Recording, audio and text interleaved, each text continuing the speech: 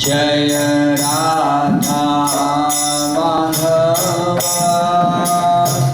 कुंज बिहारी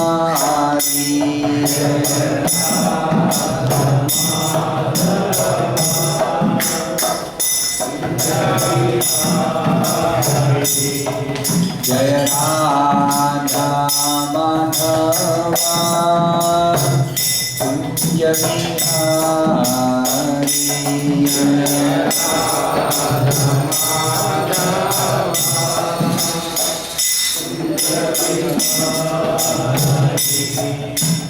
गोपी जन वल्लभ गिरिवरधारी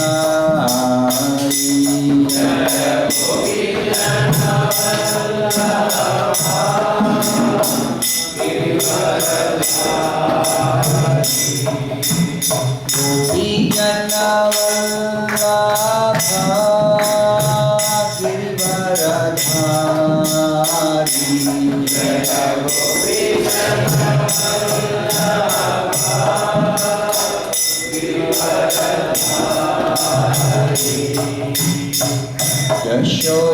यशोदानन्दना व्रज जनारञ्जना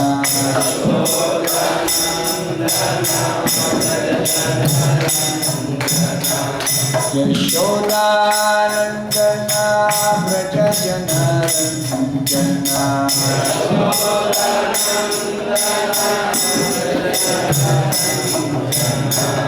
यमुना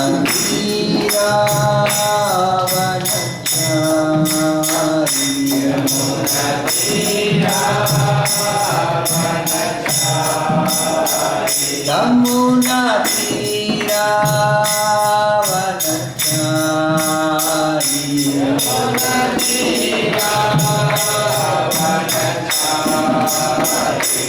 जय राधा माधव कुंज बिहारी जय राधा माधव कुंज बिहारी जय राधा माधव कुंज बिहारी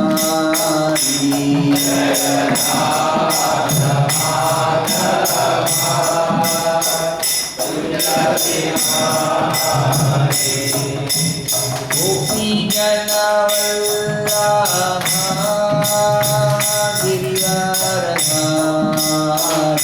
गोपी जन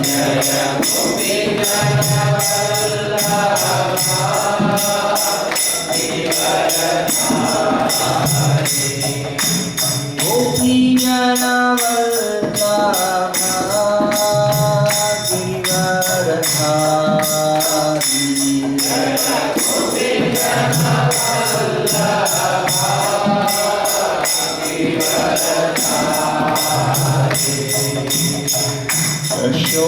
यशोदानन्दना व्रज जनारञ्जना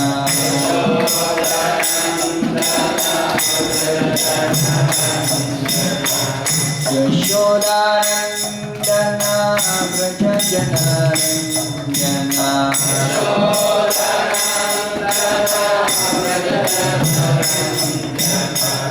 यमुना तीरावनचारी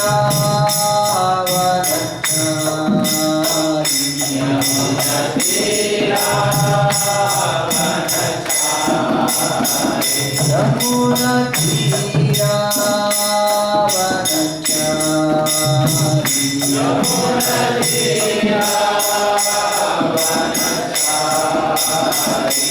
जय राधा माधव कुंज बिहारी जय राधा माधव कुंज बिहारी जय कृष्ण बलराम जय कृष्ण बलराम कृष्ण बलराम जय कृष्ण बलराम जय कृष्ण बलराम जय कृष्ण बलराम कृष्ण बलराम जय कृष्ण जय गौरानिकाय जय गौरानिकाय गौरानिकाय जय गौरानिकाय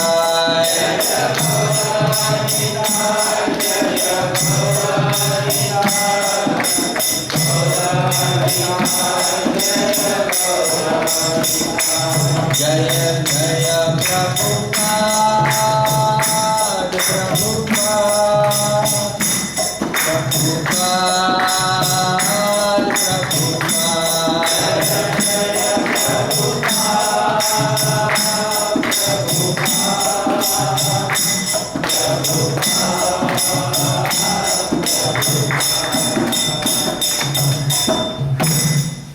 जय मुशबार परमहंस परिव्राज आचार्य श्री श्रीमद् डिवाइन ग्रेसेस भक्ति वेदांत स्वामी प्रभुपाद इस्कॉन संस्थापकाचार्य से the whole world Jagat Guru Srila Prabhupada की जय श्रीमद् भागवतम की जय ताई गौर प्रेमानंद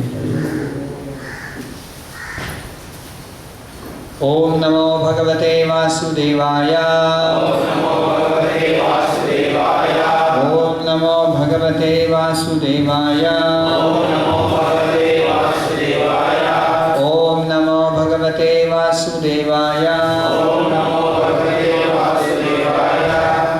नारायणं नमस्कृत्य नरं चैव नरोत्तमं देवीं सरस्वतीं व्यासं ततो जयमुदीरये नष्टप्रायेषु अभद्रेषु नित्यं भागवत सेवया Bhagwati उत्तमश्लोके भक्तिर्भवति नैष्ठिकी Reading from Srimad Bhagavatam, Canto 2, entitled The Cosmic Manifestation. Chapter 9, Answers by citing the Lord's version. Text number 33. This is the first of the 4 verses of the Bhagavatam called the Chatushloki Bhagavata. The entire Srimad Bhagavatam is summarized in these 4 verses. 18,000 verses.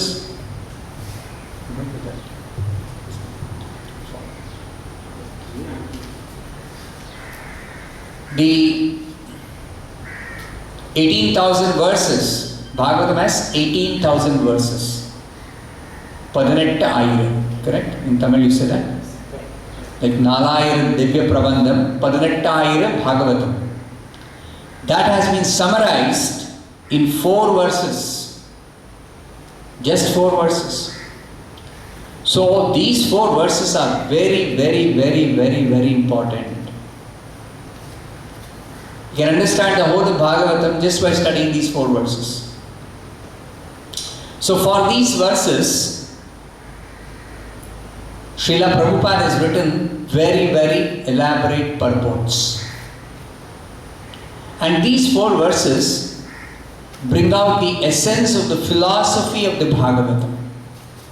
Bhagavatam is presenting the philosophy of God. So that philosophy has been very nicely explained in these 4 verses. So which are those 4 verses? They are the verses beginning with the 2nd canto, 9th chapter, 33rd verse, up to 36th verse, 33, 34, 35 and 36.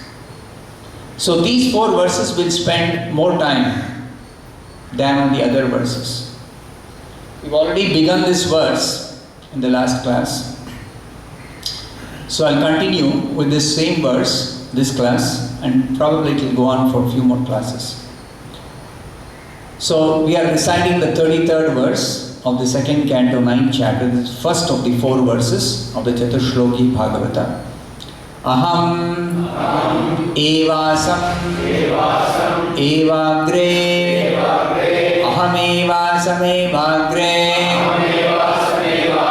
aham evasam evagre na Yat Sat Asat Param Nanyat Yat Sat Param Nanyat Yat Sat Param Nanyat Yat Sat Param Paschat Aham Yat Etaccha Paschadaham Yat Etaccha Paschadaham Yat Etaccha Yo Vashishyeta Sosmyaham Yo Vashishyeta Sosmyaham Yo Vashishyeta Sosmyaham Ahameva Samevagre Nanyat Yat Sat Param Paschadaham Yat Etaccha Yo Vashishyeta Sosmyaham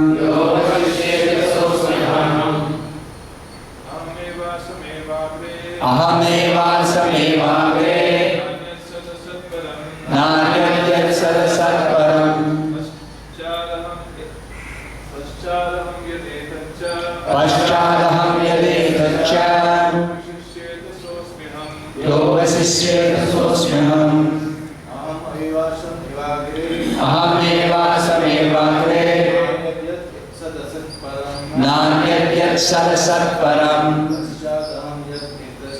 Paschadaham Yat Etaccha So Vashishyeta Sosmyaham Ahameva Samevagre Nanyat Yat Sat Param Paschadaham Yat Etaccha Yo Vashishyeta Sosmyaham Aham, I, the personality of Godhead, Eva, certainly, Asam, existed, Eva, only, Agre, before the creation, Na, never, Anyat, anything else, Yet, all those, Sat, the effect, Asat, the cause, Param, the supreme, Paschat, at the end, Aham, I, the personality of Godhead, Yet, all these, Etat, creation, Cha, also, Yaha, everything, Avashishyeta, remains, Saha, that, Asmi, I am, Aham, I, the personality of God. Translation by His Divine Grace A.C. Bhaktivedanta Swami Prabhupada. Brahma, it is I, the personality of Godhead, who was existing before the creation, when there was nothing but myself. Nor was there the material nature, the cause of this creation. That which you see now is also I, the personality of Godhead, and after annihilation, what remains will also be I, the personality of Godhead. Please repeat this translation after me. Brahma, it is I, the personality of Godhead, who was existing before the creation, when there was nothing but myself, nor was there the material nature, the cause of this creation. That which you see now is also I, the personality of Godhead. And after annihilation, what remains will also be I, the personality of Godhead. I shall continue reading the purport from the second paragraph. the creator I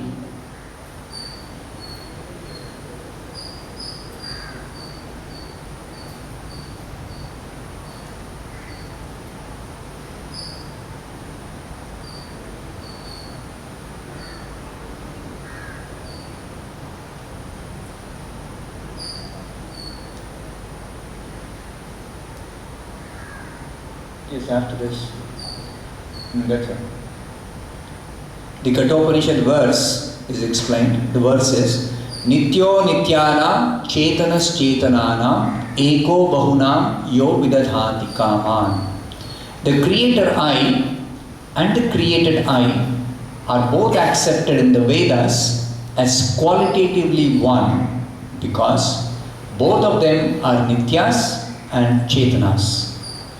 But the singular I is the creator I, and the created I's are of plural number because there are many I's like Brahma and those generated by Brahma. It is the simple truth.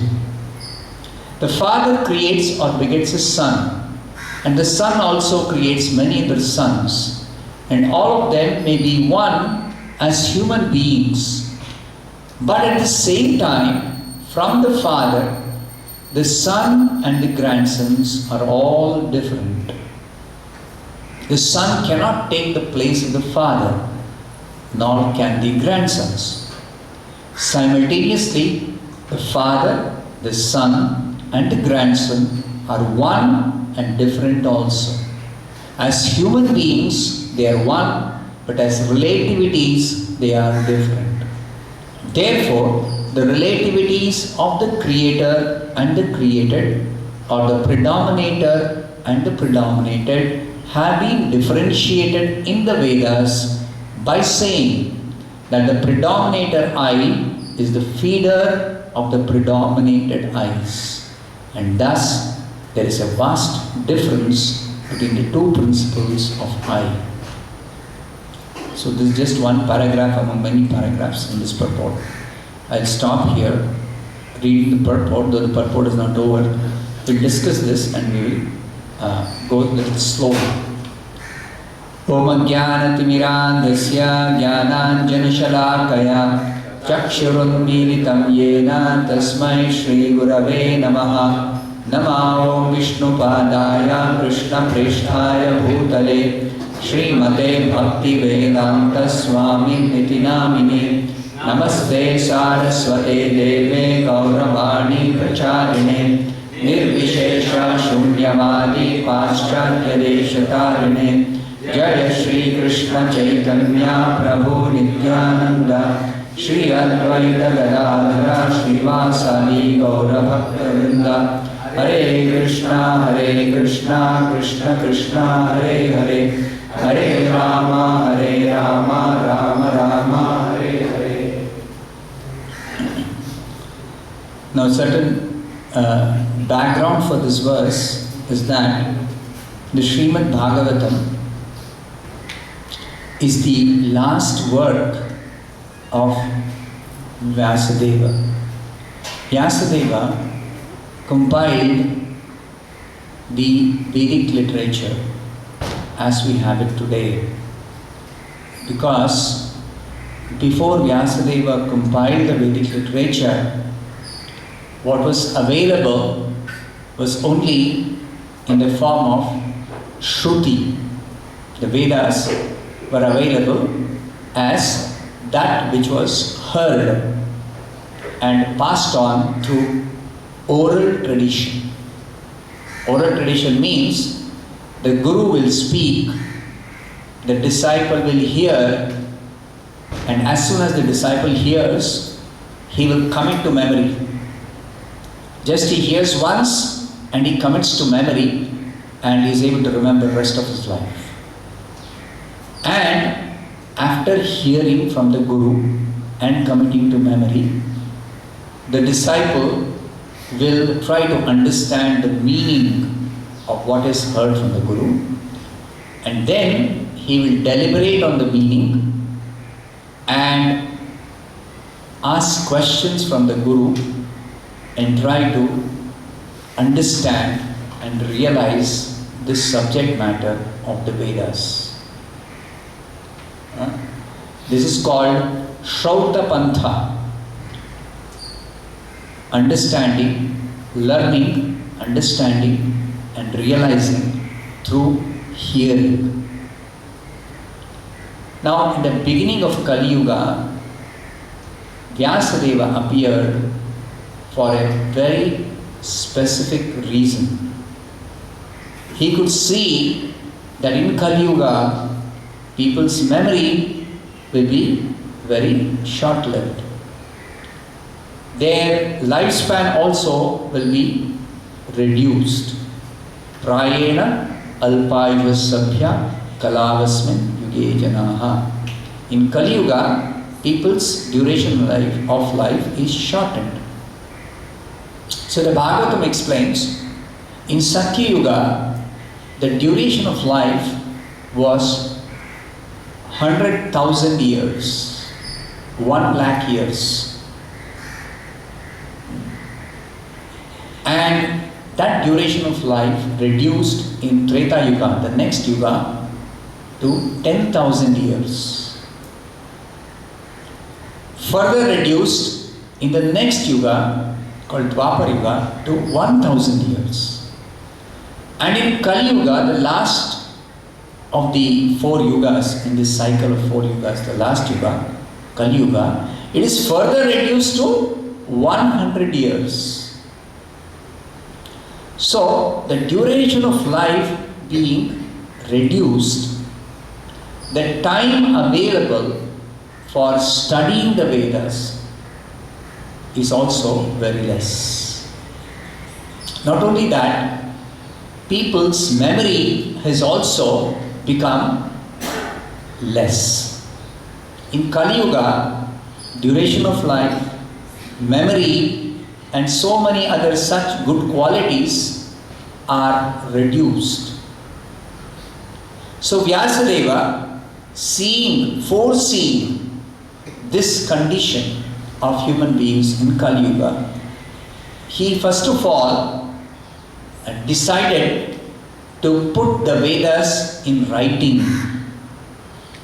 So Vedas were put into writing at the end of Dwapar Yuga, just before the beginning of Kali Yuga, by Vyasadeva.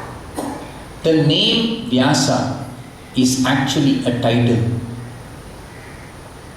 It is a title which indicates that one who records, one who puts down in writing and creates a record. Vyasa is a title. Actually, the Vyasa title is given to the incarnation of the Lord who appeared at the end of Dwapar Yuga, Krishna Dvaipayana Vyasa. His full name is Krishna Dvaipayana Vyasa. He is an incarnation of the Supreme Lord who has appeared for a very special purpose. The first of the reasons is that he put down the Vedas in writing. He put down the Vedas in writing. Then also he saw that the Vedas are very, very vast.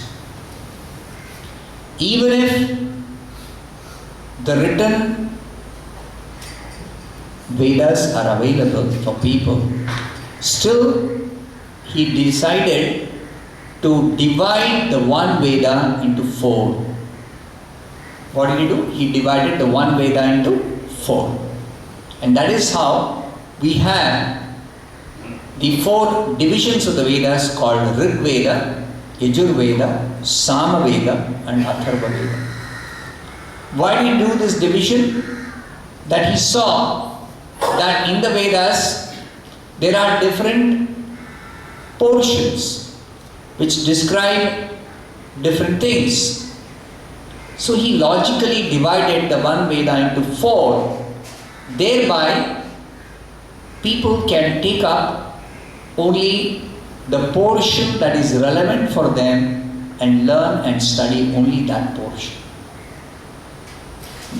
So, Rig Veda, Yajurveda, Samaveda and Atharva Veda, he divided the one Veda into four.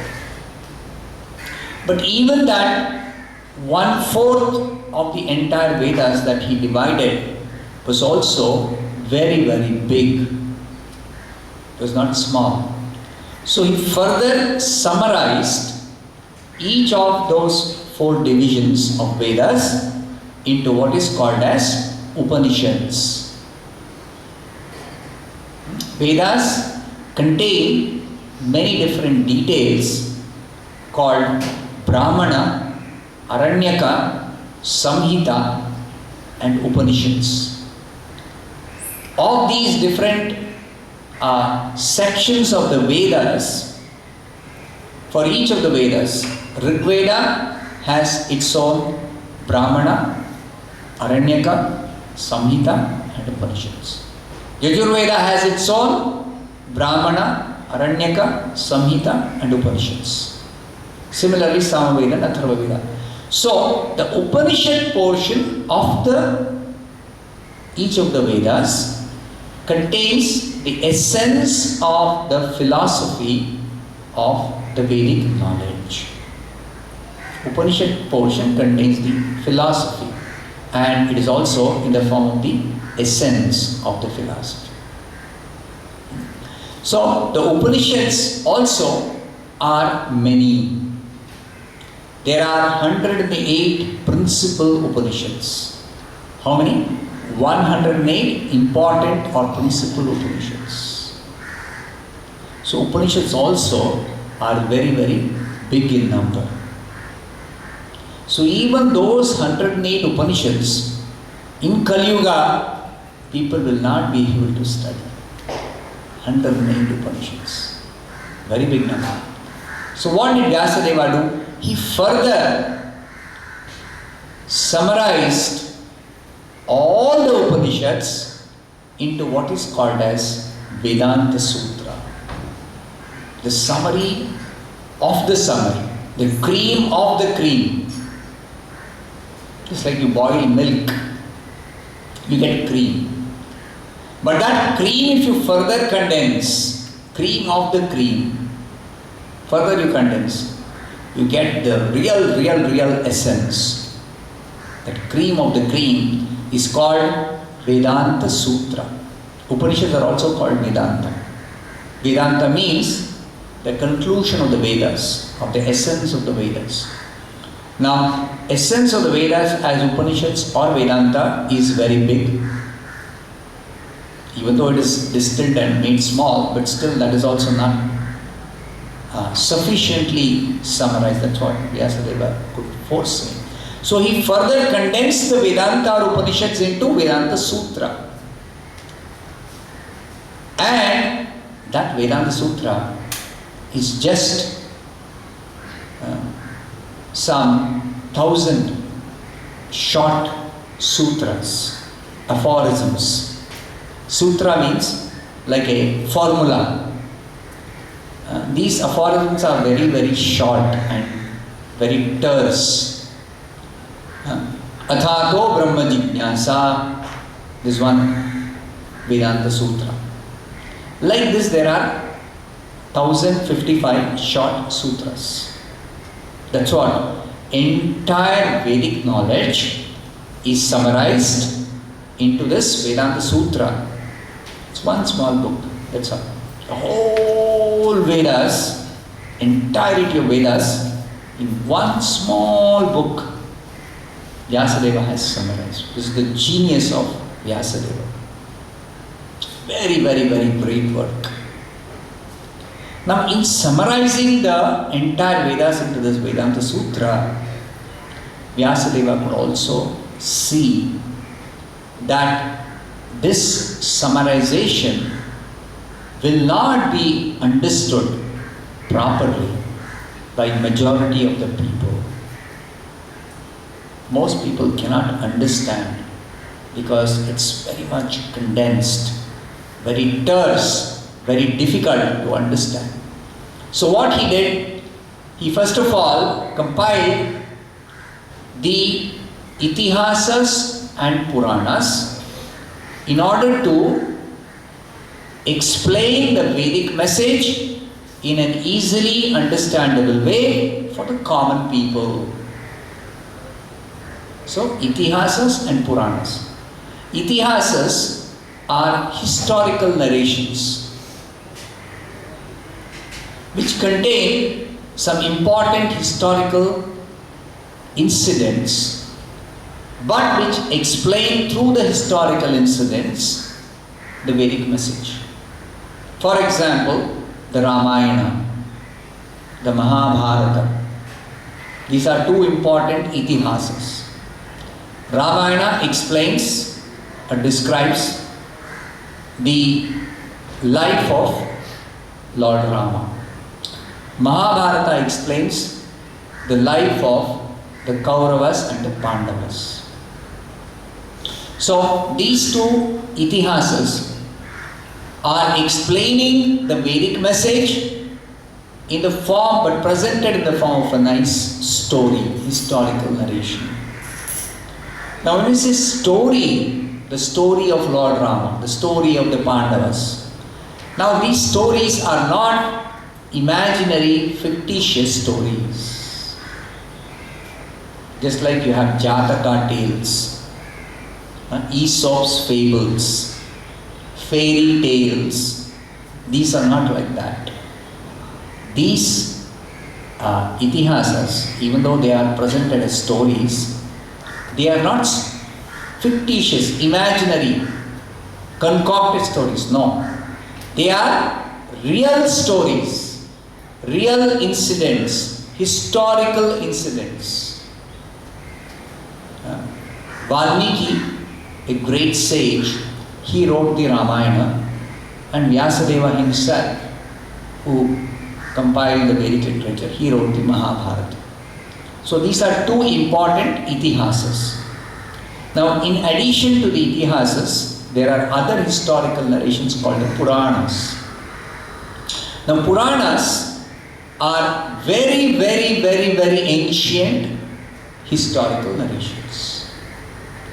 In the itihasas, it's a definite narration of a particular set of incidents in the history. This is at the time of Lord Rama, Treta Yuga, Rama appeared. So that life of Lord Rama is described in the Ramayana. Or the Pandavas and Kauravas, they were living in the Dwapar Yuga, before this Kali Yuga began. So that narration is concerning that period of time, Pandavas and Kauravas. But the Puranas are little different than the itihasas. What do the Puranas contain? The Puranas contain very, very, very ancient historical narrations that go back even to the beginning of creation, or even before the creation. And Puranas also contain stories, historical narrations, but these stories are real.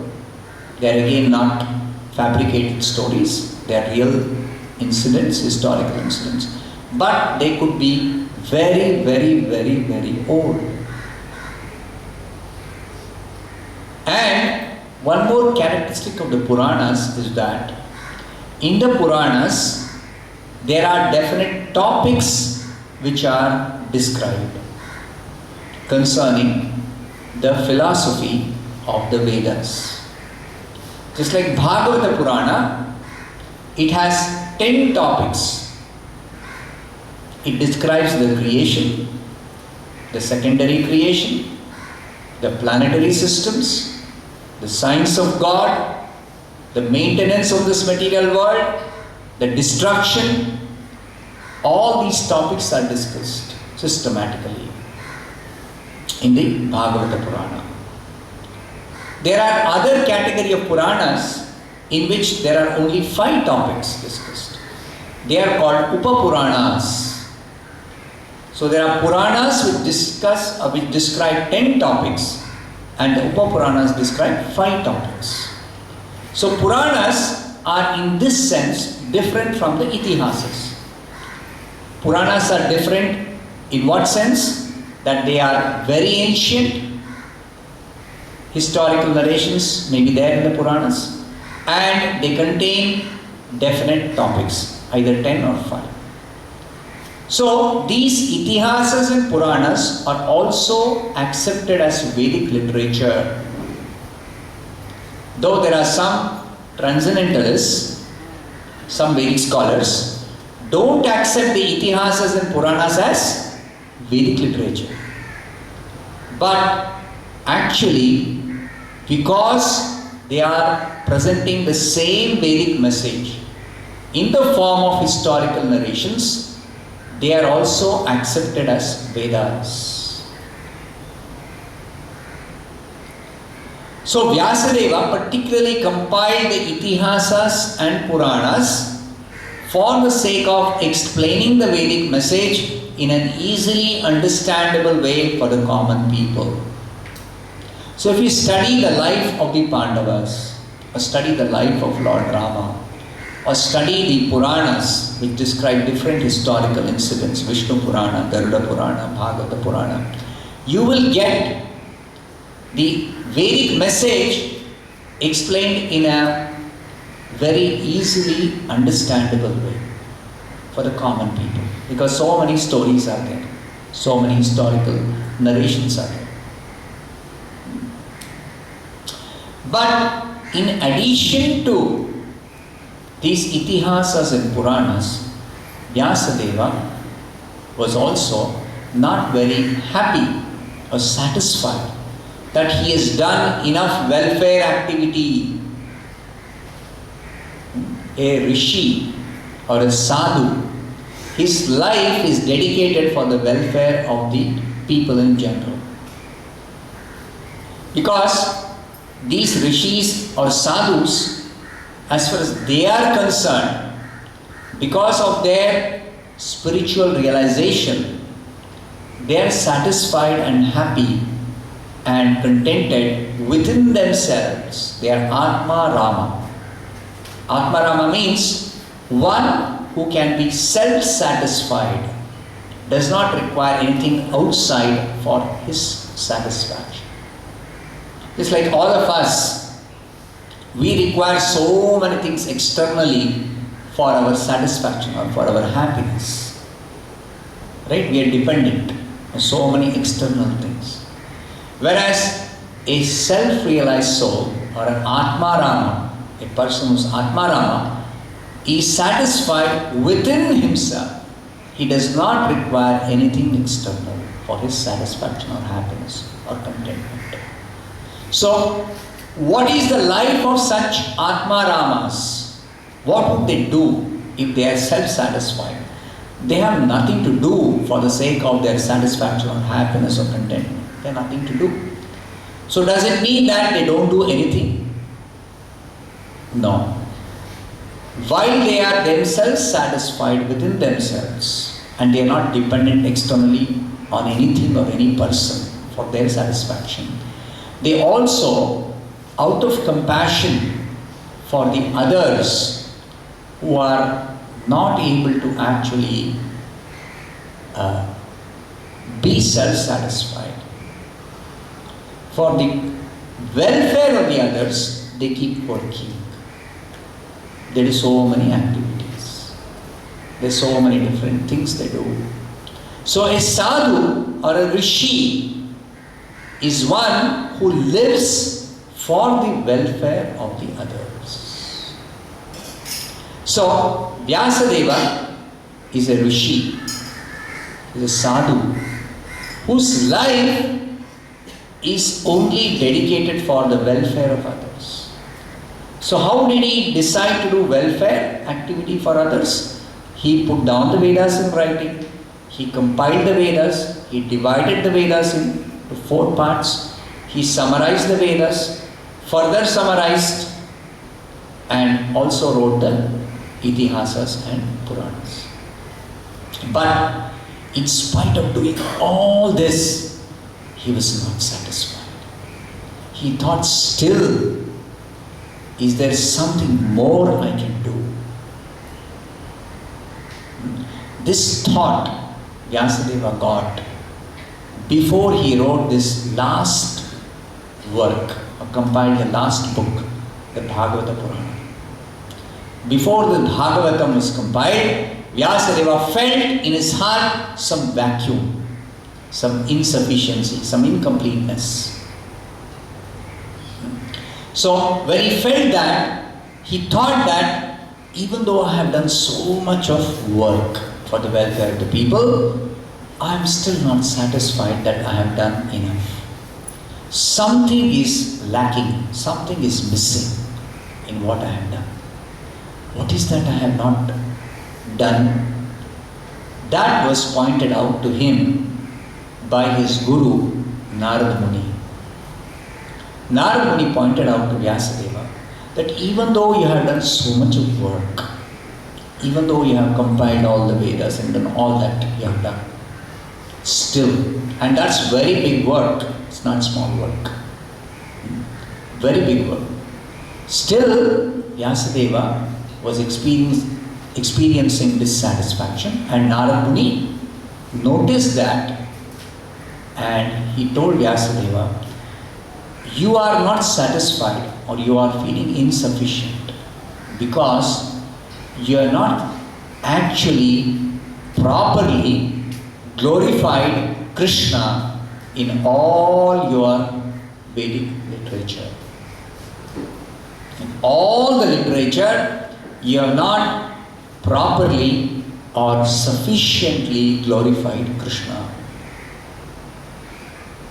So, Narad Muni directed Vyasadeva to write the Bhagavatam, this final contribution of Vyasadeva, the final work of Vyasadeva, the last work of Vyasadeva, in which Krishna is exclusively glorified. So Bhagavata is also called Krishna Samhita. Samhita generally means Vedic literature. So Bhagavata is that Vedic literature which exclusively glorifies Krishna. Also Bhagavata is called Paramahamsa Samhita.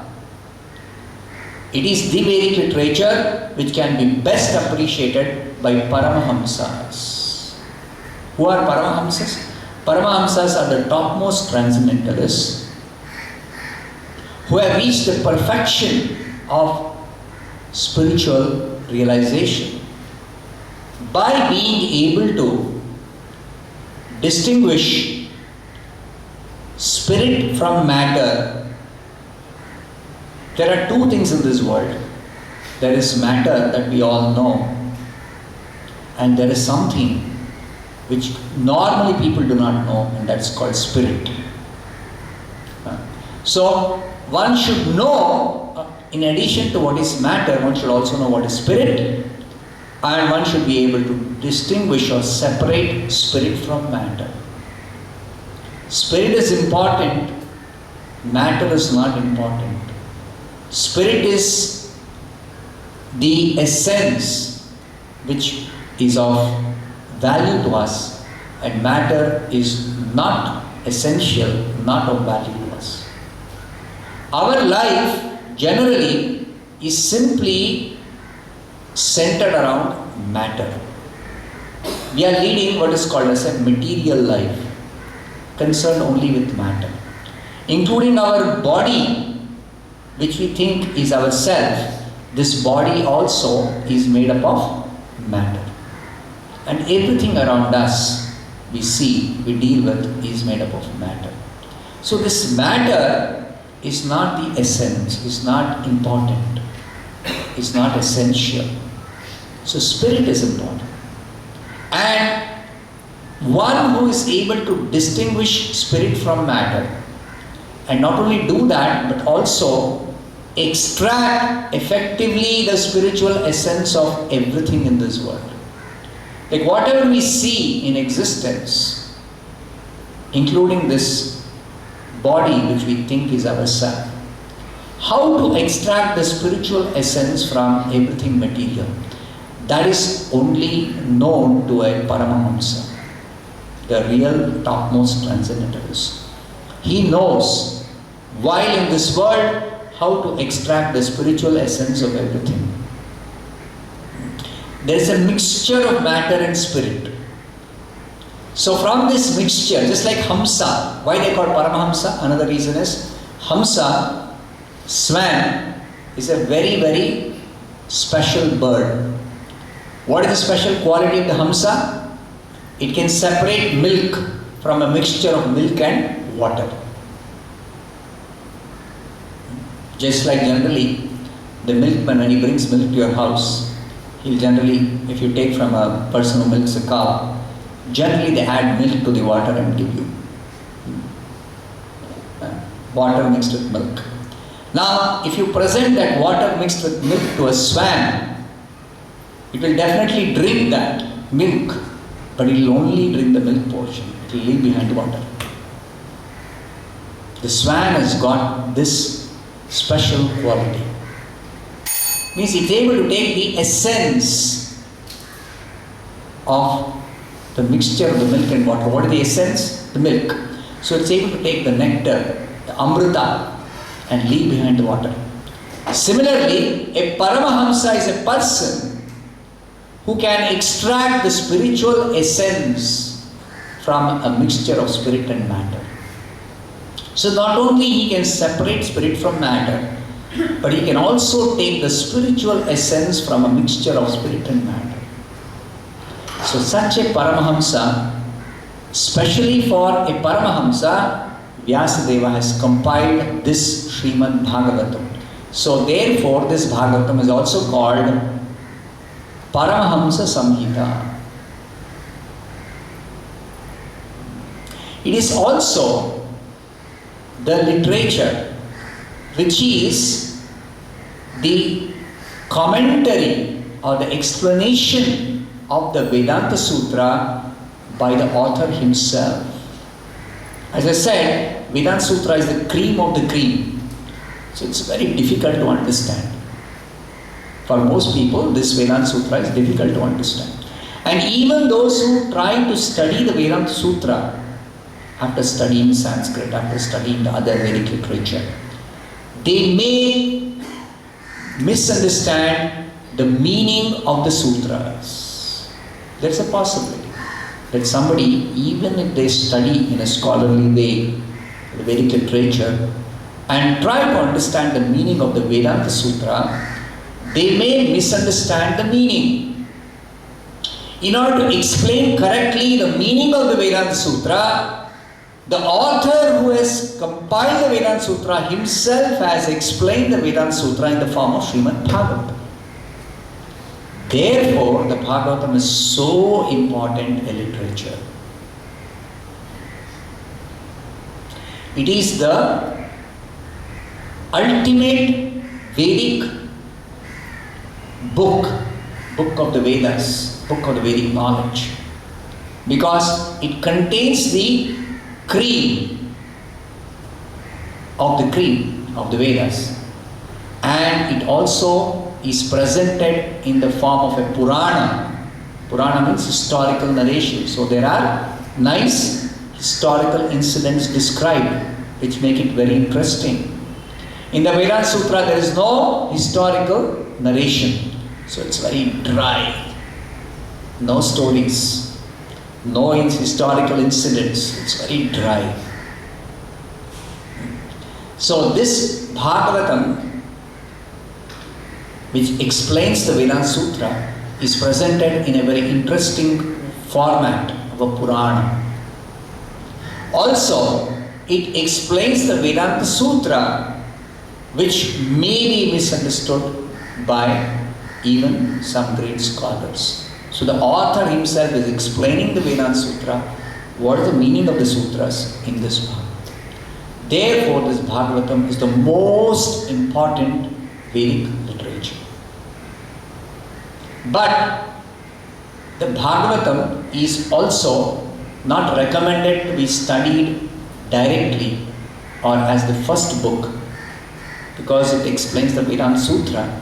It's not again to be studied as the first book. So preliminary study of the Bhagavatam, it is recommended to study the Bhagavad Gita. Now Bhagavad Gita also is a very interesting literature. What is the special position of the Bhagavad Gita? Just like Bhagavatam has got a very special position among all Vedic literatures, the Bhagavad Gita also has got a very special position. What is that? The Bhagavad Gita is the essence of all the Upanishads. As I said, Upanishads is the essence of all the Vedas. But Upanishads are many. So, just like the Vedanta Sutra is the essence of all the Upanishads, the Bhagavad Gita also is an essence of all the Upanishads.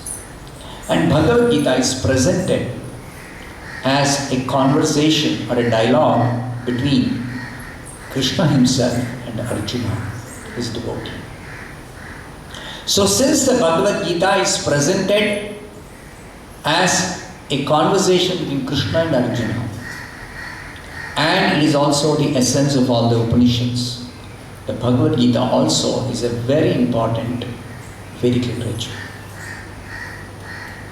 So, the study of Bhagavad Gita as the preliminary study of the Bhagavatam and the actual study of the Bhagavatam itself, it is complete study of the entire Vedas. These two books.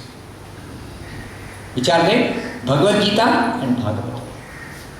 If you study the Bhagavad Gita and you study the Bhagavatam, you know the Vedas entirely, what they are actually communicating. The entire Vedic message, Vedic philosophy is there in these two books. Now, Bhagavad Gita also is compiled by Vyasadeva as a part of the Mahabharata. Because when Vyasadeva compiled the Mahabharata, Mahabharata also is a very, very big work. Mahabharata contains 1,00,000 verses. How many? 1,00,000 verses are there in the Mahabharata. So, Mahabharata is actually Itihasa, a historical narration of the life of the Pandavas and Kauravas, the Kuru dynasty, particularly culminating in the description of the life of the Kauravas and Pandavas. But this big narration, even though it's very interesting, it's very nice narration, and it communicates the Vedic message very effectively, but still it's very big. So Vyasadeva also wanted to summarize the Mahabharata and give the essence of the teachings of the Vedas, which is explained elaborately in the Mahabharata, in the form of Bhagavad Gita. Therefore, what did Vyasadeva do? He put the Bhagavad Gita in the middle of the Mahabharata as the essence of the Mahabharata. So Shankaracharya says, one of the greatest Vedic scholars and acharyas presenting the Vedas, Shankaracharya says, Sarvopanishado gavo Dogdha Gopala Nandana Partho Vatsa Sudhir Bhokta Dugdham Gita Amritam Mahat. If all the Upanishads can be compared to a cow, now what is the nectarian essence of the cow? That's the milk.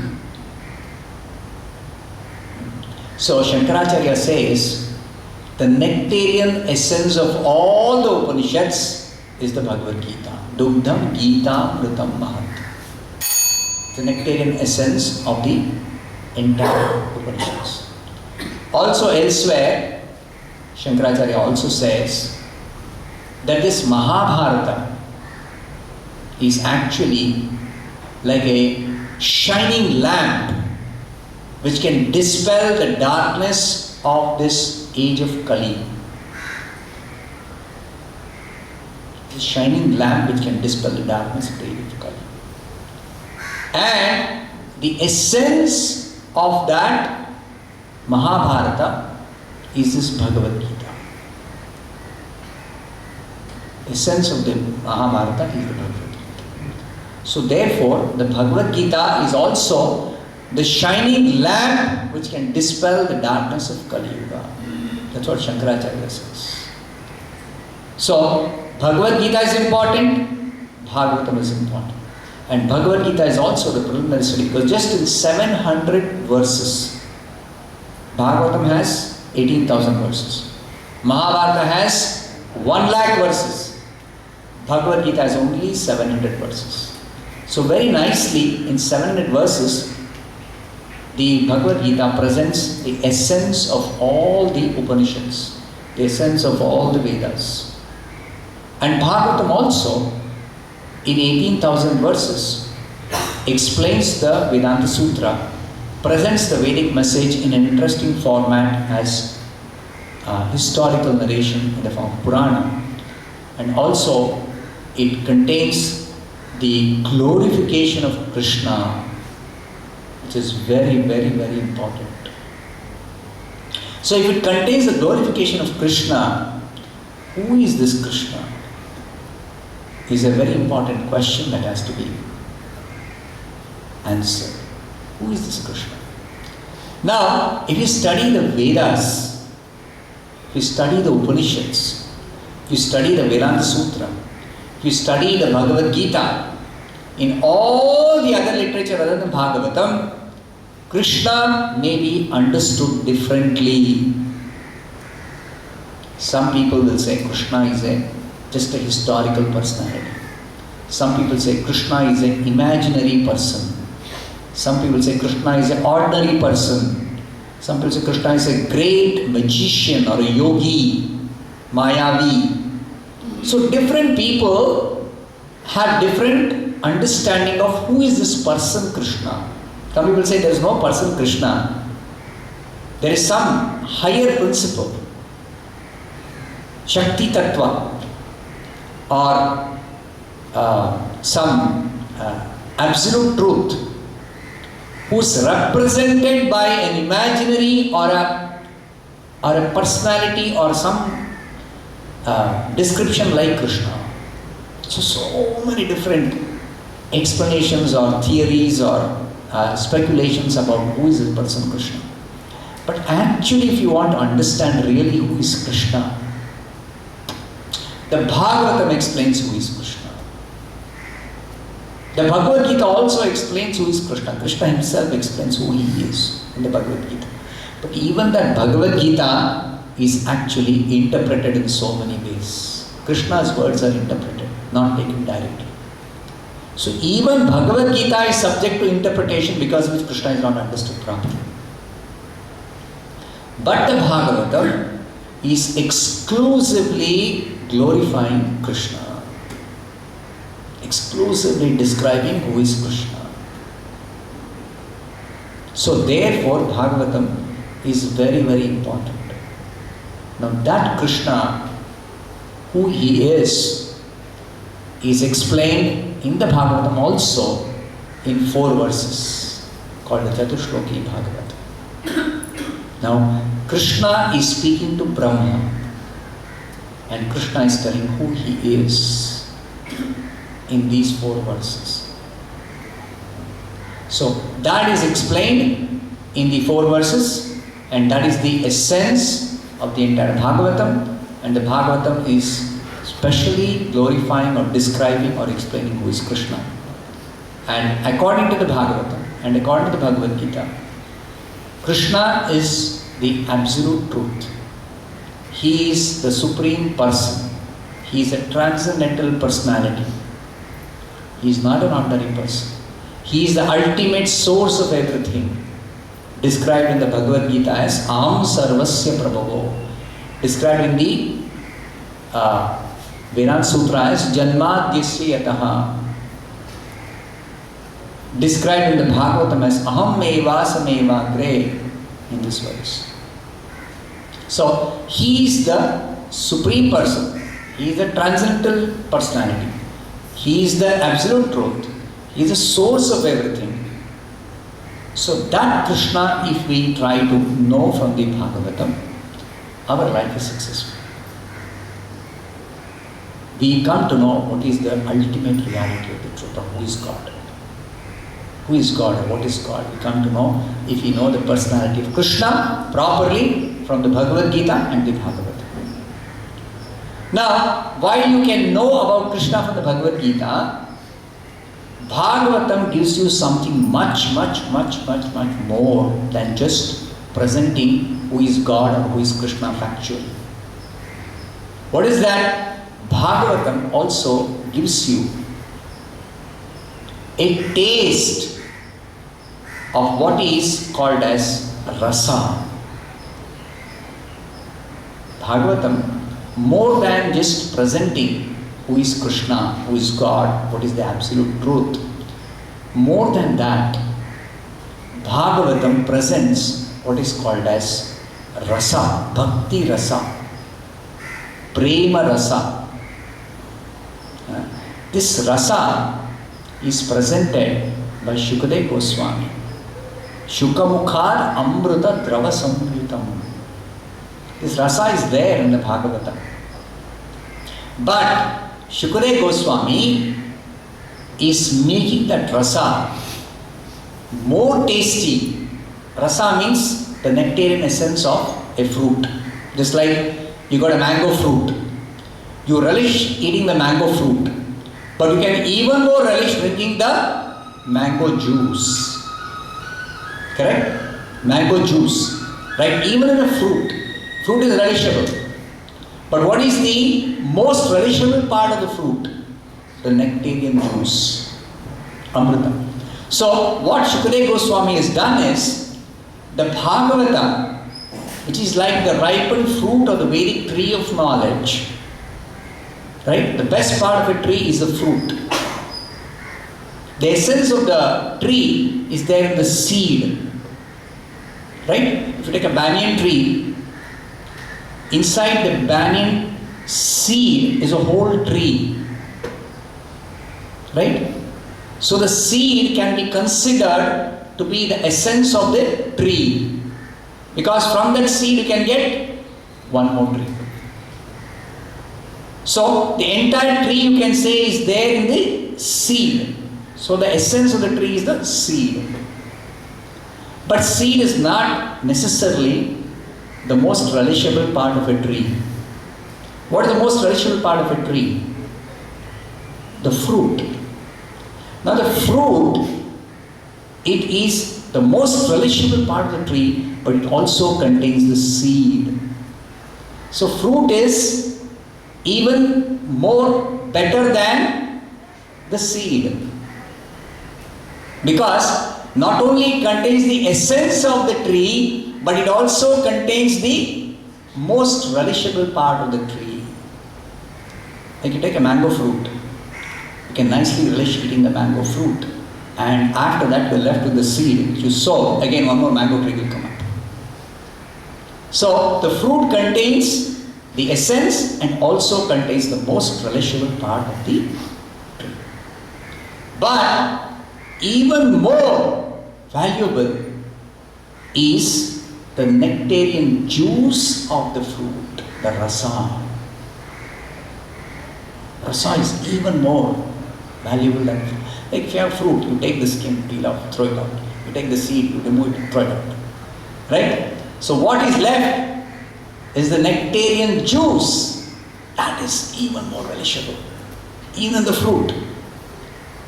Right? So that rasa is presented by Vyasadeva, and that rasa has become more relishable by coming out of the lips of Shukadeva Goswami.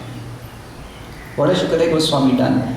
This Bhagavatam, he has made it more relishable, more nectarian, by making it easily palatable for all classes of men.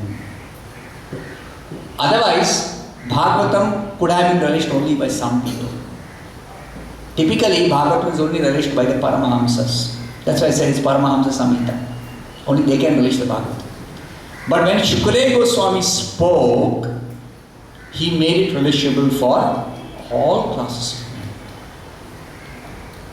everyone can relish the Bhagavatam if they hear from the lips of Shukadeva Goswami.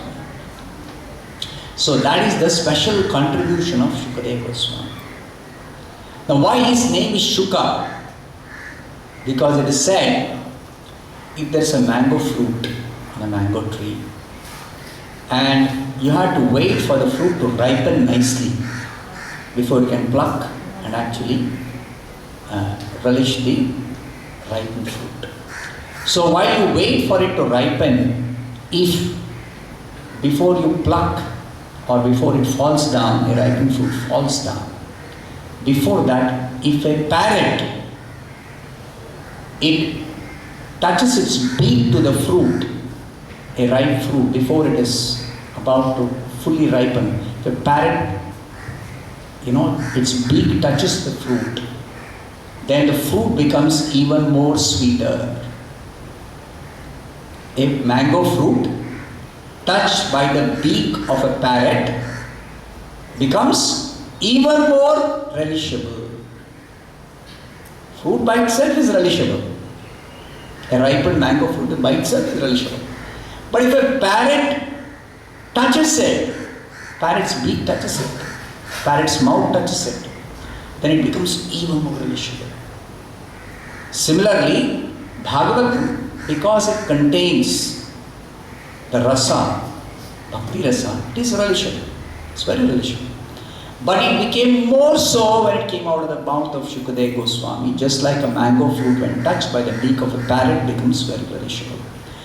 Therefore, the name of the son of Vyasadeva who presented the Bhagavatam is called Shuka, compared to a parrot. Just like a parrot makes the mango very, very, very, very relishable, more nectarian, Shukadeva Goswami made this Bhagavatam more relishable by speaking the Bhagavatam to Parikshit Maharaj. So that conversation we are studying. In that conversation, this important aspect of who is Krishna is explained, the philosophy of who is Krishna is explained in these 4 verses. So we'll go through this little slowly and try to understand. I'll stop here. Grantharaj Srimad Bhagavatam ki jai, Srila Prabhupada ki jai.